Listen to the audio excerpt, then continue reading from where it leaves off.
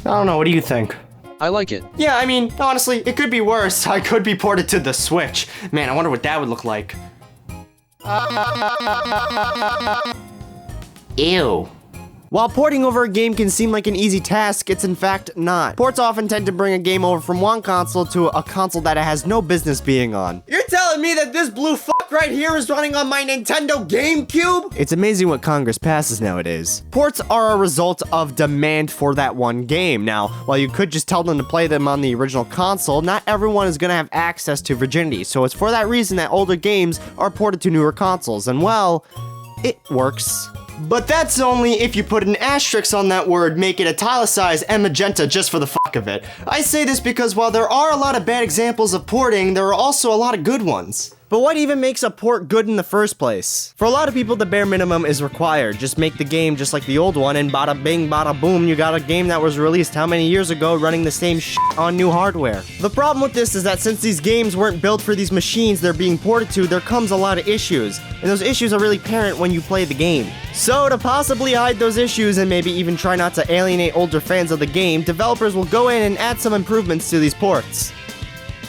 We'll get to you in a bit. These improvements are what make, in my opinion, a good port stand out from the lackluster ports. Sure, while I said it's not easy to port a game, it is easier to do that than, say, build a game up from scratch. So if you're gonna port a game, make it worthwhile for people who both never played the game before and for returning old-timers. Like the Mario Advance series. I grew up on these puppies. This was my first video game, and I don't know if that's sad or a neat fact. The Mario Advance series were ports of the Super Nintendo games to the GBA, with various additions. New menu screens, washed out colors, voice acting. Here I go! These are improvements? It varies from game to game. I like to think that Super Mario Advance is the best version of Mario 2. Mario Advance 2 has the ability to switch to Luigi in Super Mario World, sporting all new sprites as well. Mario Advance 4 is just Mario Bros. 3, and while I never owned Mario Advance 3, I hear it's the weakest one out of the series. While I don't really go back to playing these versions of the games, I think they're pretty good for what they are, and Mario Advance 4 was compatible with the e-reader. Cool. You could unlock extra levels by using the e-reader, and this was so cool. Mario 3 with the cape feather? How wonky is that? I think Advance 4 is a good example of what a good port is, preserving the original game while adding improvements and extra content. The other Advance games aren't too bad, but I'm just not the biggest fan of those voice clips. Oh yeah, no, that's blood coming out of my ear. Yeah, oh, great. Ports to Nintendo consoles were always not too bad, especially in the Wii age. It's a common fact that the Wii had the same amount of power as a toaster that can only toast one slice of bread at a time. So it was interesting when games like Call of Duty had to be put onto the Wii. The thing sold more than lemonade from a child's lemonade stand on a hot day. So like more than 5. This made it so if your game wasn't on the Wii, you were an idiot, and the Call of Duty games went above and beyond for this. Wait a minute. You're telling me a company that made generic first-person war shooters went above and beyond for the Nintendo Wii? Yeah. What has the world come to? Sure, these games didn't have the most stellar of graphics, but they had pointer controls, making aiming so much more smoother and accurate to aim. The same was done with Resident Evil 4, and I think this is such an improvement. One of the best versions of Sonic Adventure 2 is on the GameCube. This version is my go-to to play the game, and why wouldn't it be? Sonic has never been ported bad to a Nintendo console. I said we'll get to you. But improving on a port is honestly more subjective than you think. For some, it's adding all these quality of life improvements, and in others, it's just adding widescreen. Why is this a trend in the gaming industry? Simply taking an old game and giving it a new coat of paint with high-res textures and widescreen isn't good enough for the remastered title. It's why I dogged on Super Mario 3D All-Stars, but that isn't as bad as passing off a mobile version of a game as a PC port. Chrono Trigger suffered this fate. The mobile version of the game was just slapped onto the Steam store, and fans were not too happy about it. The mobile port was fine on phones, but for PC, it wasn't good at all. While it's cool to get these games on such portable devices, some developers think that it's okay to take these ports and just throw them onto a new console. One of the more infamous ports came from the GTA series. With Grand Theft Auto, ports are just inevitable because these games go across so many platforms. One of the more popular games in the series, Grand Theft Auto San Andreas, is across 6 different devices. Xbox, PS2, PS3, PC, phones, and the one that is just shameful is the Xbox 360. This port is fine, but it's also just the smartphone port of the game,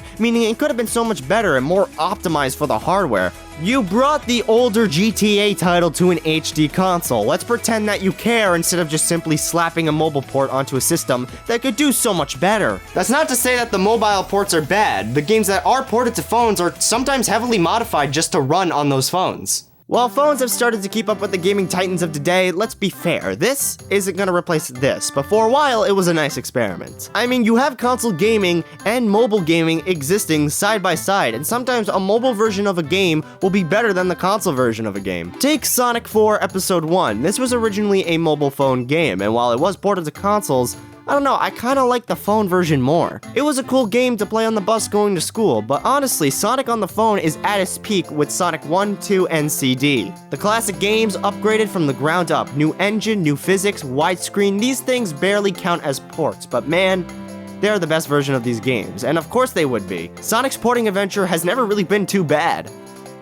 Okay, now I'm getting to you. It's the reason why I'm talking about these ports. I wasn't even gonna get the Switch version of Sonic Colors Ultimate because the trailer even showed it being inferior to the other versions, but when people got early access to it thanks to that pre-ordered bonus, I had to see it for myself. Before I show you the tragedy, I gotta put this here. Okay, now look at this. This is just great. What happened over at Sega for this to be released? It's kinda sad that a game that was ported from the Wii can't run too well on the Switch. No, seriously, it's already bad that the game can't hit 60 frames per second, but it's even worse that they took the colors and Sonic Colors too literally. It's like if Skittles barfed on the coating, and this really shows a problem with Switch ports to begin with. The Switch has the same power as a half-eaten granola bar, so most of these ports that you get on here are simply not as good or even way worse than you could imagine. I have given up on third-party games for the Switch because while the Switch is popular and easy to develop for, it doesn't change the fact that almost every third-party game released for the thing looks like ass and runs like piss. If it isn't a 2D game like Scott Pilgrim vs. the World, then I'm gonna pass on getting that game for the Switch. And before you say it, the fact that it's portable doesn't excuse rushing out the game, because games like Doom show that the Switch versions of AAA titles can be really good. But that doesn't mean Nintendo isn't at fault for doing the same kind of scummy stuff. Captain Toad's Treasure Tractor was a Wii U port that just had a pointer to interact with things in place of the gamepad. Well, not bad, that pointer follows you everywhere. It's a glowing orb that won't go away. Pikmin 3 Deluxe is literally just Pikmin 3. Nothing else really changed about it. New Super Mario Bros. U Deluxe neutered the multiplayer with Toadette and created Sexy Bowser. Nobody wanted Sexy Bowser. Mario Kart 8 Deluxe is just taking all the fan requests and not thinking about what it does for the game, and Mario 3D All-Stars exist. I mean, let's face it, ports are here to stay, and they will always continue to come out, for better and for worse. I honestly think it's fine when these are announced as long as they don't substitute for mainline titles. Most of the time, these ports come out to hold fans over for a new release. Sonic Colors is to hold us down for that new Sonic game, 3D All-Stars is for Bowser's Fury, and even that came with a port. For games like Scott Pilgrim and Xenoblade, it can make it so people can play these games for the first time ever. However, I do think if you're gonna port a game, make it worthwhile to not just buy for the first time, but also for the second time too. What's in it for the people who already owned the game on the original hardware? And I don't just mean the graphical enhancements or the average widescreen support. What more can this version offer? Because yes, while some companies can go the extra mile and make sure it's worth it for everybody, most of the time you're just getting the same thing but on a new console. But at that point, why even port it? It's so people who didn't own the original console get to play the game. But when they run as bad as me on the Switch, it starts getting you thinking, was it even worth it to port it in the first place? Man, I hope this doesn't ruin my Plink score.